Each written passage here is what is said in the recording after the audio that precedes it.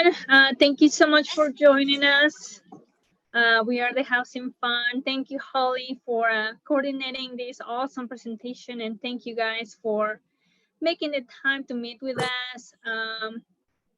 As I stated, we are the Housing Fund, and today we're going to be talking about three awesome services that we provide at the Housing Fund, and those are our down payment assistance, the community land trust, and shared equity. I am Joanna Faust with the Housing Fund, and I focus in the community and economic development of organization. And what I do is I partner up with developers who build affordable housing or who don't build affordable housing. So besides providing services to the community, we also do community lending, from expansions, renovation, acquisition loans, infrastructure, and vertical construction. So if I have any developers on the call, I would love to talk to you. If you don't mind, Holly, next slide, please. So our company, we've been open for almost 26 years. We are a private nonprofit community development financial institutions, and we serve all the state of Tennessee. We are kind of similar to a bank, a small bank, where we can give lending to developers as well as you guys. Our mission at the Housing Fund is to provide resources and creative leadership to help individuals and communities create and maintain healthy and affordable places in which low and moderate income people live. Next slide, please, Holly. Now, I'm sure you guys are going to have a lot of questions, but we're going to just wait at the end. So if you have any question and you don't want to share your email or phone number, feel free to just contact Holly. But if you guys just have a general question, you can just send it to the five of us at the Housing Fund. But again, if you don't want to share your name, phone number, or email, feel free to just contact Miss Holly. But we're going to wait at the end to answer all the questions. That way we don't interrupt the class, or maybe some of you guys might have the same question. So let's just wait at the end for questions. And I think next slide, Holly, please. And that's me. I introduced myself already. There's my contact information. And again, we're going to be talking about community land trust, shared equity, and down payment assistance. And as I mentioned briefly, what I do is we give loans to developers. We're short-term lenders, so from construction to acquisition and vertical construction. The next slide, please. All right, so with me, I have again Miss Holly Baumann, and thanks to her, we were able to have this presentation together. And I also have Miss Candice Winburn. She is our senior mortgage advisor for down payment and closing cost assistance. We also have Miss Nicole Matthews, also our senior mortgage advisor, and she focuses on the shared equity. And our vice president of community impact, Miss Alicia Haddock. So I'm gonna pass the ball to Miss Candice to talk about down payment and closing costs. Thank you for the introduction, Joanna. Hello, everyone. I am Candice Winburn, the Senior Mortgage Advisor, and I've been with the Housing Fund for 11 years. I really do enjoy helping low to moderate income families become homeowners. And a lot of times the low to moderate income families do not have the down payment or closing costs to be able to purchase a home. So that is where the Housing Fund will be able to step in and close that gap and create more homeowners. That is the goal. Create more homeowners. And I'm going to just dive right into the program, let you know the process and the guidelines on how to get started for the down payment closing cost assistance program. So the Housing Fund, we can lend up to $35,000 for down payment and closing cost assistance. It is a second mortgage. You will have a first mortgage. So you have that first mortgage payment, and then you have the Housing Fund payment. The Housing Fund will have a lien on the property until you have completed paying the second mortgage off. It is a 10 or 15-year term, depending on the loan amount that you receive from the Housing Fund. The interest rates range between 5 and 10%, depending on the income that you fall in. So we have a few guidelines here. You have to have at least a 600 credit score. If you have between a 600 and 619 credit score, we can lend up to 10,000. Again, the max is 35,000. So if you have above a 620 and above, 620 and above, we can lend the full 35%, 35,000 for down payment and closing cost assistance. You do have to complete a homebuyer education course. Any THDA approved counseling will be fine. A lot of times clients are going through the e-home course. The e-home course is online, and then you follow up with a one-on-one over the phone or a Zoom call to get that certificate. 45% debt to income ratio. There cannot be no collections, judgments, or charge-offs within the past 12 months unless it's medical. If it's medical, that will be fine. All collections, judgments, or charge-offs must be paid before closing. No 60 or 90-day delinquencies in the past 12 months. No more than two 30-day delinquencies in the past 12 months. So no lates. And borrower must be on the present job for at least 120 days. If there have been a job change, they have to be in the same field if it was within the 120 days. But if you're over that 120 days, you will be fine. With these guidelines, we do have income guidelines as well. This is the income guideline for the Nashville MSA. So this income chart here is going to cover about 12 counties in Nashville MSA. So when I say Rutherford, Wilson, Sumner, Cheatham, it's a few counties that fall under this Nashville MSA. So if you have one person in the household, the max income will be allowed is $79,200. If you are over that income, you're not going to be eligible for our program. Again, our target is the low to moderate income household families. So 120%, that is the max income that will be allowed in the household. So you look at the number of people that will be in the household, children included, and the 120% area median income will be the max allowed in that household. We also look at this income to determine the interest rate. So if you have one person in the household and they're under $52,850, they will fall in tier 1. And so that interest rate will be 5%. If they are over $52,850, but below $66,000, they will fall in tier 2, 100% area median income. That's a 9% interest rate. If you have someone that's over 66,000, but below 79,200, that would be tier 3, and the interest rate would be 10%. So 5, 9, or 10% is the interest rate for the second mortgage. Down payment and closing cost assistance. Again, this is the income limit for the Nashville MSA. So anything that's touching Davidson County, you will fall under this income limit. If it's an income limit that's outside of Davidson County, you will just need to reach out to us to see what county that income is for, and then we can get you that income limit.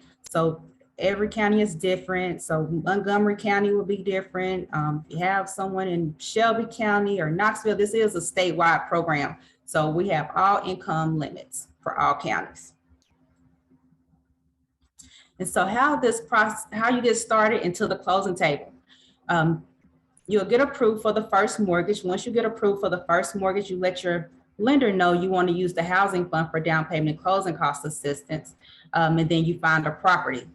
Once you find a property, your lender is going to send over the submission package, documents that we'll need to start processing. So income documents, loan application, tax returns, contracts, appraisals. It's a list of documents that we'll need to start processing. It takes us about 5 to 7 business days to process that loan. Once it's approved, we'll send the lender the loan estimate with the approval. And if there are any conditions, we'll send title company the closing instructions and the loan estimate. The title company is going to create a closing disclosure. That is a document that I will have to send to the borrower 3 days before closing. And then once that is sent out to you guys, the borrower, will acknowledge that CD, then we close 3 days after. Once the file is closed, at the closing table, while you're at the closing table signing documents, I'll be sending funds as well. And that file is closed, and you have your down payment and closing cost assistance. You're now a homeowner, and now you make your second mortgage payment, and we're closed on that end. And so we also have home down payment assistance. And this is the same program, same guidelines. The only difference is you have to be in Davidson County.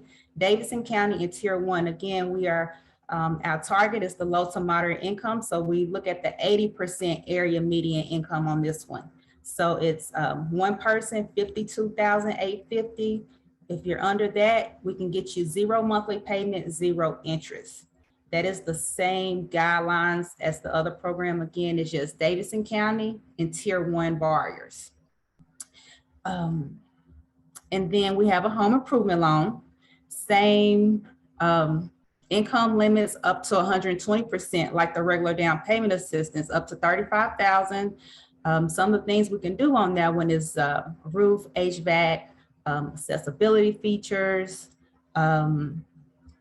that you have to have at least a 640 credit score. You'll come directly to the housing fund if you are needing those repairs for home improvement. And this happens after the closing. So after you close on your home and you see that you need a new roof or a new HVAC, or just want to see if we can get some updates in the home, you can come through the housing fund to see if those things are eligible to get that home improvement loan. Again, you have to have at least a 640 credit score for the home improvement, and it's statewide again, and it goes up to 120% area median income.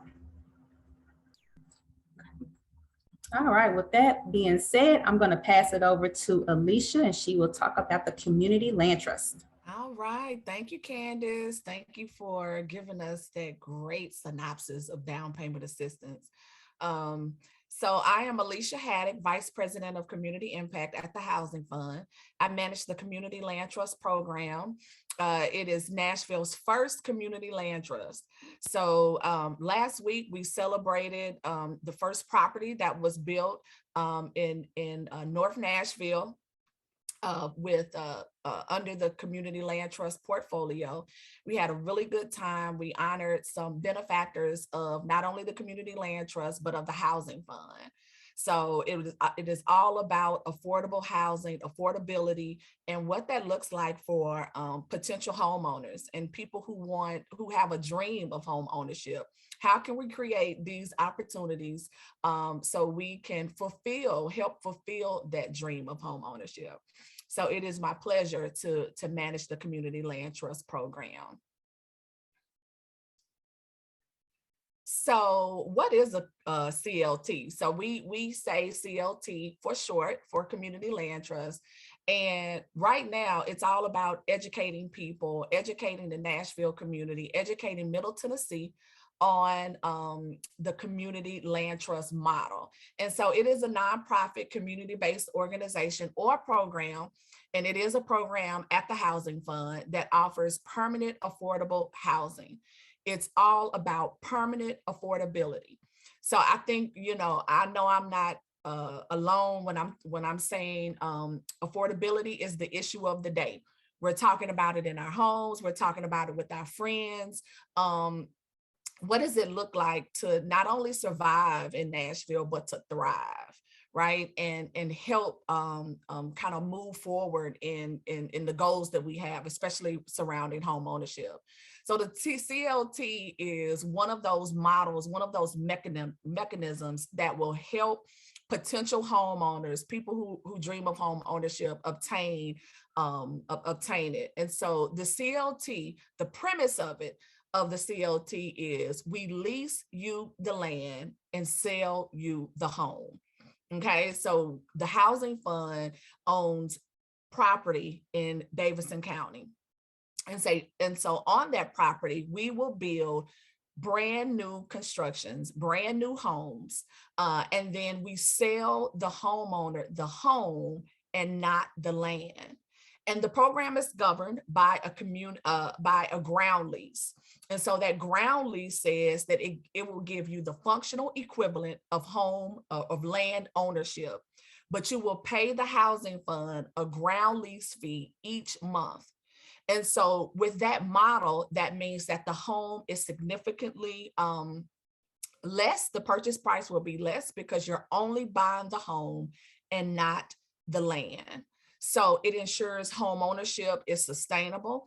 It gives more families the opportunity to own a home, but then also build wealth, build generational wealth. Because remember, now you're only buying the home. And so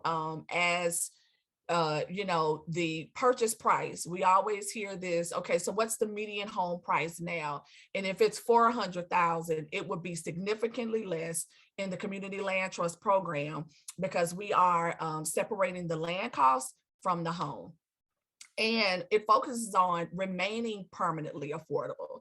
So the whole model is about the community, the housing fund, the representative of the community holding that land in perpetuity. And what perpetuity means is forever. So people can't come in and push their weight around and buy up all the land and then push people out, right? And so that's the issue of displacement.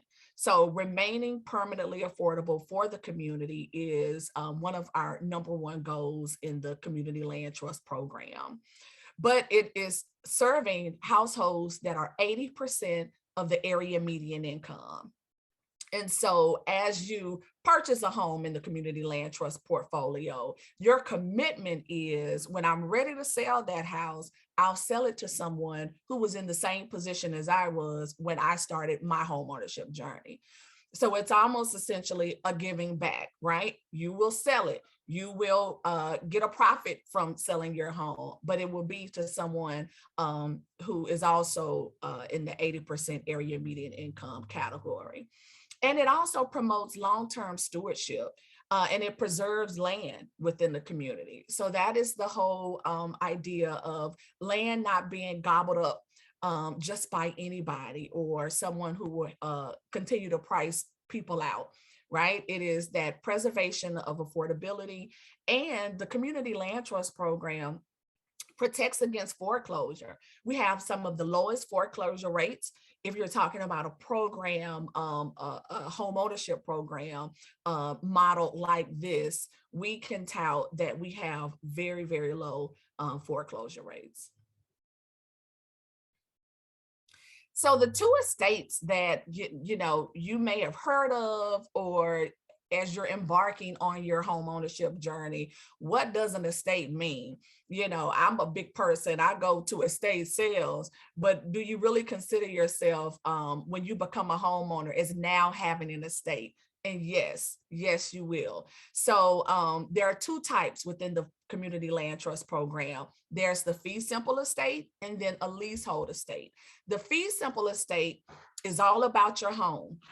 So you'll buy the home. I mean, it will be yours. You'll make the notes on it. So that's what the mortgage is. But you will be responsible for everything that goes on in your home. You're going to have to pay the monthly mortgage, any kind of maintenance, repairs, upkeep.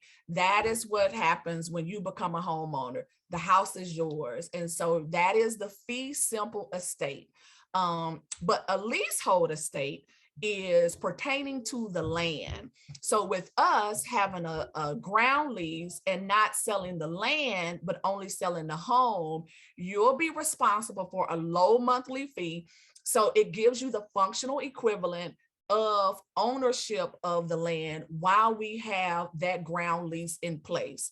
And the ground lease is for 99 years. Now, I know in 99 years, when we're all here sitting back laughing, talking about, oh, we had a great time, when I first bought this home, the housing fund will still have the right to sign another 99-year ground lease. And that's only because of permanent affordability, keeping that land affordable within the community forever, to create opportunities of home ownership for not just you, but for everyone who has a dream of home ownership. So this chart explains what responsibilities are for the homeowner, where does the housing fund come in, and you know, when we're talking about property taxes, that is the #1 question. So Alicia, if I don't own the land, am I paying property taxes? Yes, ma'am. Yes, sir, you are, because that ground lease acts as the functional equivalent of property ownership. And so the property taxes are the responsibility of the homeowner. That ground lease fee is every month. You will pay that directly to the housing fund. Your mortgage payment will go to the lender, but your ground lease fee will go to the housing fund, which $25 of the ground lease fee goes to a repair and replacement fund for the home. So if anything was to malfunction that was pretty serious, there is a fund, a repair fund that you can tap into if the HVAC goes out or something like that. So that ground lease is going back, that ground lease fee is going back into the home. Home maintenance, land maintenance, that is the homeowner's responsibility. You got to cut the grass, you have to keep your house up, all of those things that homeowners do, that treading that new world of home ownership is the responsibility of the homeowner. Defaulting and foreclosure of the loan. So we have that check under the CLT, under the housing fund. And that's because if anything was to happen financially, we wouldn't know about it other than if it affected the ground lease fee. So let's just say a major event happened and you weren't able to pay the mortgage, the monthly mortgage. Even though we're not the first mortgage lender, we still want to know what's going on, because we may have access to resources that can help you, could help preserve your home. And so just being kept abreast on what's going on is beneficial not only to the homeowner, but to the community and the housing fund as well. Refinancing. Yes, refinancing is a possibility. If you wanted to make an upgrade or pull some funds out of your home, refinancing is an option. Of course, home improvements. Yes, it is your home. Some improvements will need the approval of the housing fund just because we have subsidy placed within the home. And so we always want to be kept abreast on, you know, any kind of additions or not small things, not like paint, but something that would alter the appearance of the home. And inheritance. This home is inheritable. When we're talking about generational wealth, it's all about being able to pass down your assets, right? And so the community land trust properties and those homes within the program are inheritable to your children, your spouse, and anyone who has lived with you for a year prior to whatever that major event was. So CLT qualifications, you have to be a first-time home buyer. It's one of those programs where this is really, you know, setting someone up for success, for home ownership success. And this journey is created as of right now for first-time home buyers with the Community Land Trust program. Mortgage ready, credit in good standing.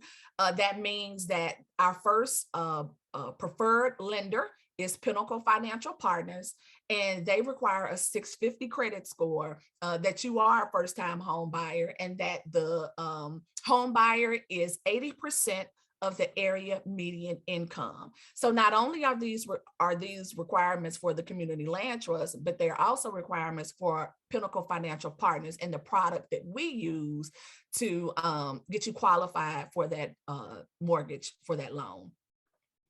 And all of our properties are in Davidson County. And so as of right now, they are surrounding the city. So if anyone is interested in a Community Land Trust property, just know as of right now, all of those properties will be located in Davidson County. So how do you apply for a community land trust property? First things first. So you see the tab right in the middle, must have attended a CLT informational meeting within the last year. So we typically have these meetings once or twice a month, and it gives you the rundown of what the community land trust program is, how it functions, who guides the program, and it gives you just a little bit more meat on the bones when we're talking about the community land trust, Nashville's first community land trust. Then we ask, if you're interested in a community land trust property, submit an application. So you have to request that application from me and return it. And that gives the housing fund a really good snapshot of who you are and your income, and making sure that you meet those very important requirements before we refer you to our preferred lender, which is Pinnacle Financial Partners. And that's the next tab, right? Submit a pre-approval letter from a THF approved lender. So we will refer you to the lender so you can get that pre-approval letter. This would not be a home ownership program if we did not have online financial counseling, if we didn't have home buyer education, really setting up the home buyer for success, right? Knowing what to expect. What does the ground lease say? We comb through it, through that ground lease, so nothing will catch you off guard. You will know exactly what it says. And so we are really big on educating the home buyer, not just to purchase the home, but what does post stewardship look like? What does it look like after you get into the home? So really making sure that once you start off and embark on this journey, that you will be successful as you move on through the community land trust program, but then also to traditional home ownership. So these are our first two homes. And so the home on the right is the first community land trust property that was built in Nashville. It's located in North Nashville. I'm from North Nashville, so it is by the Jewish cemetery. If you're familiar with the landscape, and it is a beautiful home, over 1,700 square feet, 3-bedroom, 2.5-bath home, 2-story home, with a privacy fence, PVC privacy fence, and a deck on the front and back with a fan, a ceiling fan on the back porch. That was Nashville's first community land trust property. And on your left is our most recent sale, where you will see that it is another property, 2-story, 3-bedroom, 2.5-bath home, located also in North Nashville. Now that was a coincidence because we have a home being built in South Nashville. And we're getting ready to build another one here shortly. And so, and to start that build. And so this just kind of gives you an indication of what the homes look like. So they're new structures, brand new builds. The parcels that we already own are vacant lots. And so we're able to build on those lots and sell you the home while we keep the land affordable forever and ever. All right, so I am now going to pass the mic to Ms. Nicole Matthews, and she'll be able to tell you more about the Shared Equity Home Ownership Program at the Housing Fund. Nicole? Thank you, Ms. Alicia. Thank you, Ms. Alicia and Candace, for all of that great information. Thank you to my other colleagues for putting this together, Joe and Holly. We are truly thankful that you all are here participating at this time for the down payment, the CLT, and the Shared Equity Intro session, because one, here again, we have some awesome programs here at the Housing Fund. So thank you for taking the time out this evening just to hear these programs and to see if any of them interest you. So again, my name is Nicole Matthews, and I work here at the Housing Fund as a senior mortgage advisor. I oversee the Shared Equity Program, and like Joanna said earlier, our mission is to help families and individuals of modest means become homeowners. So recently, what we did is reintroduce the Shared Equity Program, and that helps families with very modest incomes become homeowners. But this program doesn't just focus on helping families enter home ownership. Rather, it supports families throughout the entire time they own their homes. So the intention of the program is to ensure that the shared equity homeowners do not become one of the all too prevalent statistics of families who work so hard to buy a house and only to lose it to the bank in foreclosure. So without further ado, I'm going to tell you about the shared equity, but I want to tell you about some of the data pertaining to the shared equity. So we're going to look at some of the data facts. So we see that with shared equity, what it has proven that it serves low income home buyers and increasingly serving people of color. It's providing affordable homes and mortgages. It's ensuring home ownership is sustainable. It is creating and building wealth for families. It's remaining permanently affordable to serve households of the same income level over subsequent sales. And it's retaining the public investment in affordable housing. So here at the Housing Fund, we don't just believe that any first time or nowadays, sometime repeat purchasers should be going into homeownership alone, especially in this most important, this large and complex investment of their life. In our eyes, owning a home is supposed to give you strength, security, comfort, and foster the development of you and your family. We want you to reach the dream, the American dream, and we don't want it to turn into the American nightmare. So this program is being reintroduced to create the success of low and modest income families to achieve the sustainable home ownership. And notice I said sustainable because we want you to be able to acquire, retain, and sustain home ownership. Next slide. So what is shared equity? It's a one-time investment that creates permanently affordable homeowner stock for generations to come. It's once a family is ready to move on to their next home, so, and the appreciation is split between the individual and the housing fund to keep the home affordable. So we're going to say that a decade passed, 10 years, the family is now ready to move up. They're ready to even move to the unrestricted traditional lending. So what happens here is the housing fund will recoup all the outstanding amount owed by the homeowner from the owner's share of appreciation. However, you will still, we'll look at what level in the next couple of slides, I believe. So we'll visit that. And then the first family can build wealth and then pay it forward to the next qualifying family.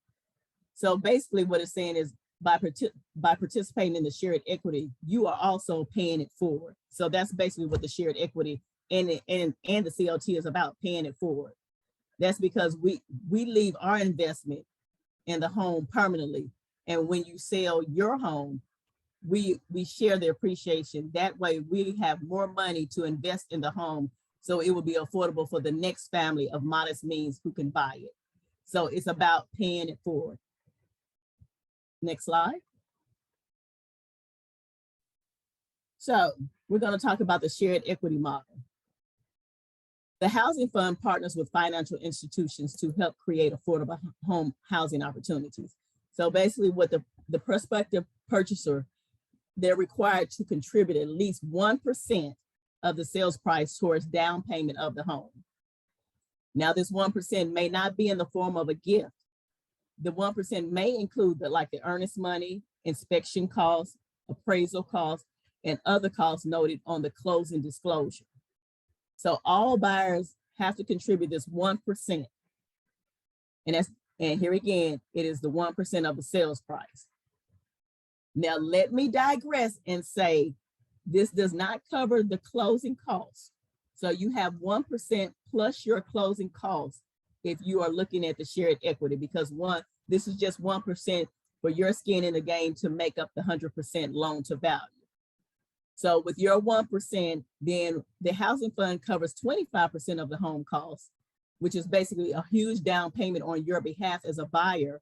That way that you don't need it, such as a large mortgage loan to buy your home. And this investment on the second mortgage is structured as a zero due on sale loan with no monthly payment that is assumable to the next eligible buyer as well. And then we got to go back to the partners, the 74. So I just want to talk about that 74. The third is the homeowners go to the lenders that we trust, and we make sure that the loan that they obtain is safe, sound, and affordable. So right now we do partner up with, we have 3 permitted lenders, however, 2 are participating right now, and they are Pinnacle and as well as Citizens Bank. Next slide. So how do you qualify or get qualified for the shared equity?